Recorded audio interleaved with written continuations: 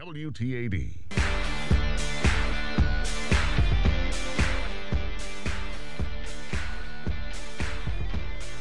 Right now, all around this country, there are groups with harmless-sounding names like Americans for Prosperity, who are running millions of dollars of ads against Democratic candidates all across the country. And they don't have to say who exactly the Americans for Prosperity are. You don't know if it's a foreign-controlled corporation. You don't know if it's a big oil company or a big bank. You don't know if it's an insurance company that wants to see some of the provisions in health reform repealed because it's good for their bottom line, even if it's not good for the American people. A Supreme Court decision allowed this to happen, and we tried to fix it just by saying disclose what's going on and making sure that foreign companies can't influence our elections. Seemed pretty straightforward. The other side said no. They don't want you to know who the Americans for Prosperity are. Tim Phillips is the president of Americans for Prosperity. Tim joins us this morning for our Snelling Personnel Services interview on the morning meeting. Tim, just who are those Americans for Prosperity? If you've drawn the ire of this president, you can't be all that bad. Well, we have 1.5 million grassroots activists across this country, including thousands in Illinois. I'll be in Illinois later this week, as a matter of fact. It's for the President of the United States to attack that many American citizens just for standing up and opposing his big government, big spending, left-wing economic agenda is pretty outrageous. He picked our group out, and good for him. We're making a difference, and if he wants to do that, but it's a pretty poor testament to his kind of where he stands with regard to fellow Americans to attack us like that. Well, you know where he stands because he said the Supreme Court made this ruling and we tried to fix it. So yeah. that tells you everything you need right there. Remember, he also attacked the Supreme Court, the third branch of government, during his State of the Union speech while they were sitting in the chamber, which is really against precedent. And again, it shows you what this administration, they do to people who oppose their big government agenda. They attack them viciously. They accuse them of everything under the sun. And the American people are fed up with it. It's not working. The poll numbers for the president are at an all-time low. He's at 41% approval, the last poll I saw, which is disastrous for him. Think about this.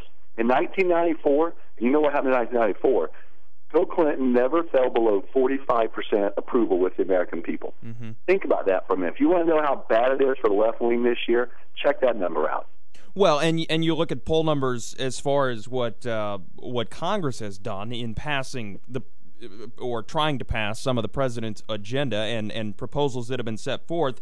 I mean, they disapprove of bailouts, national health care, auto bailouts. Financial reform is the only one that came out as a winner in the polls, at least at this point. But for the most part, the majority of their agenda is not approved by or the American public. You're exactly right. And the interesting thing about this administration, and this isn't a cute statement I'm about to make, the American people generally think the president is, an okay guy. They don't dislike him personally. When you ask them, do you like this president? Most Republicans and Democrats, independents, they say, yeah, he's an okay guy. It's his agenda, and you just hit a round nail on the head. It's his agenda they hate. It was interesting about President Bush.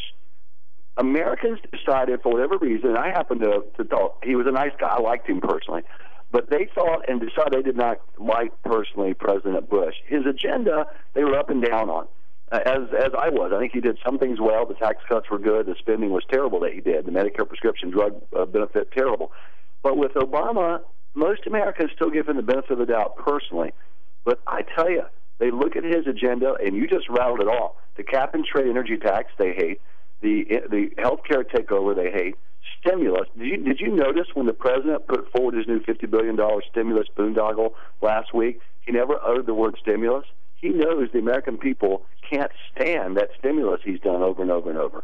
It's his agenda they just can't abide by. Well, and you mentioned he never talked about stimulus. That seems to kind of be what liberals have been doing is, well, let's change the name Oh, by the way, come on, you're really being insensitive. You're calling them liberals? Oh, that's really hurtful. They're progressives. Come on. I'm sorry. They had to change the name of their movement.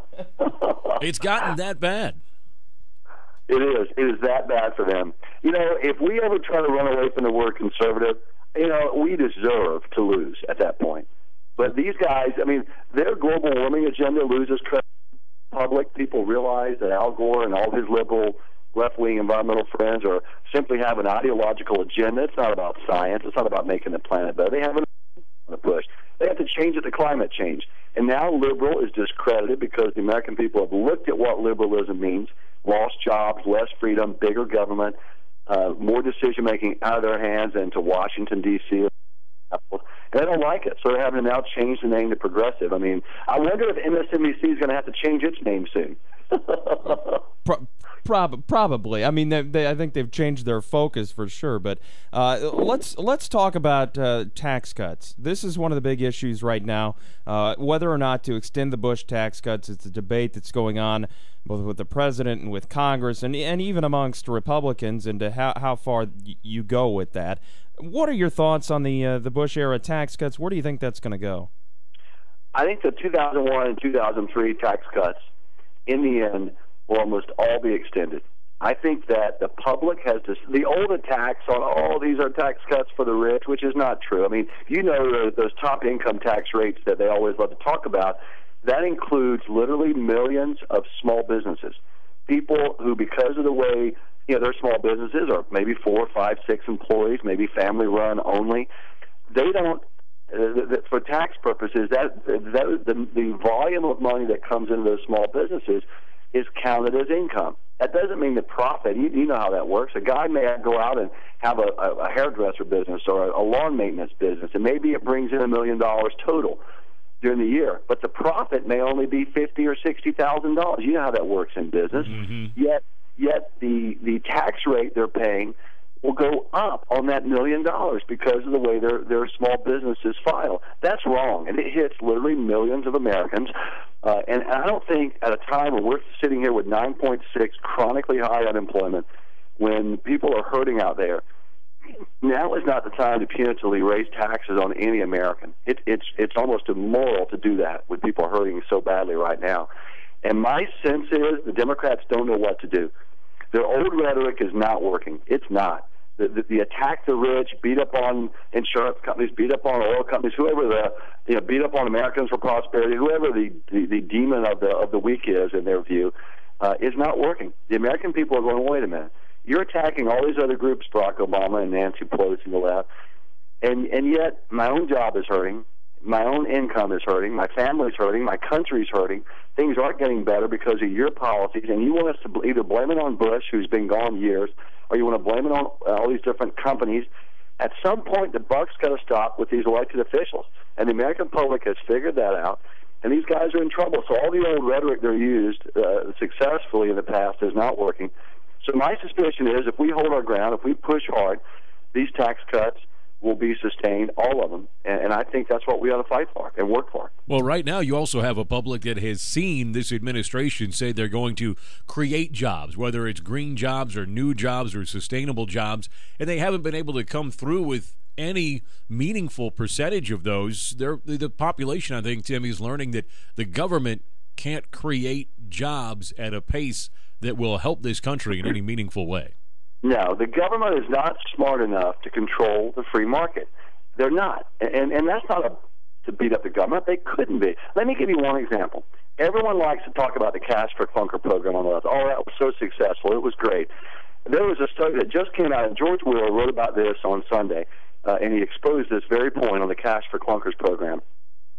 Of the cars that were sold, the used cars that were brought in, I think it was around 700,000 of them in the end. They were all destroyed, or the vast majority were destroyed for the environmental agenda, right? That said, let's crush these cars. Right. That meant, now the law of unintended consequences kicked in. All of those cars that would have gone into the used car market, which services who? People who don't have much money. Typically folks who are maybe struggling a little bit more buy those used cars. Those 700,000 cars would have gone into that market. They didn't go into the market. They were crushed down for this environmental agenda. So the used car market the prices have spiked by 11%. 11%. That means that people who are struggling, people who need to buy a second or third-hand car in order to have transportation to the jobs or church or synagogue or work or Little League baseball for their kids, they're paying 11% more just to get a replacement car than they would have had, directly because of government policy. And by the way, carbon emissions are not going down because of that, when you look at the cost involved. And now, because we artificially inflated the market last year via the government, General Motors or government motor sales, you saw the numbers for August, they were down 25%. Mm-hmm. So they're being crushed because artificial demand was jacked up by the government action there. That's just one example. And yet these guys genuinely believe they can manage our economy better than the free market can manage it, better than we can manage it as private individuals. It just doesn't work that way. Tim Phillips, president of Americans for Prosperity, is our guest this morning on the morning meeting. A couple of things we got to get to, and we're short on time, but I want you to talk about Americans for Prosperity, the group, and I know that you've got a chapter in Illinois, and just tell us how folks can get involved with that. You bet. Americans for Prosperity is a grassroots organization, 1.5 million Americans. We stand up and fight for lower taxes, less government, economic freedom, which means we're opposing pretty much the entire economic agenda of Obama, Pelosi, Reid, and company. And at the state level as well. Folks can get involved at Americans4prosperity.org, Americans4prosperity.org. We have a great chapter in Illinois. A guy named Joe Calomino is our state director. Matter of fact, our November is Coming bus tour is rolling across Illinois this week.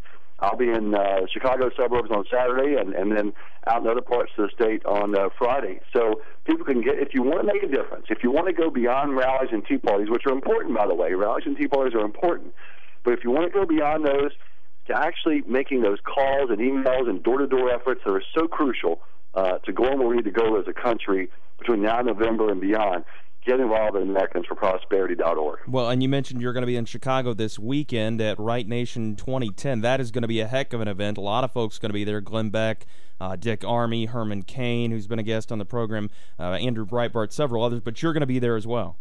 You bet. It's going to be a great day at Right Nation. Our November is Coming bus. We'll pull up outside. I know the bus is rolling through, the whole state over the next 2 or 3 days. And so it's an exciting time. Our nation is about to go in a dramatically different direction. How exciting is that? It is very exciting, and November is indeed coming, as you mentioned. So you can catch Tim Phillips of Americans for Prosperity at Right Nation 2010 this weekend, this Saturday in Hoffman Estates, and you can get more info on that at rightnation2010.com, and more information about Tim and Americans for Prosperity at americansforprosperity.org. So, Tim, appreciate you being a part of the morning meeting this morning. Thanks for having me on. Want more from the guys of the morning meeting? Find us on Facebook at WTAD Morning Meeting.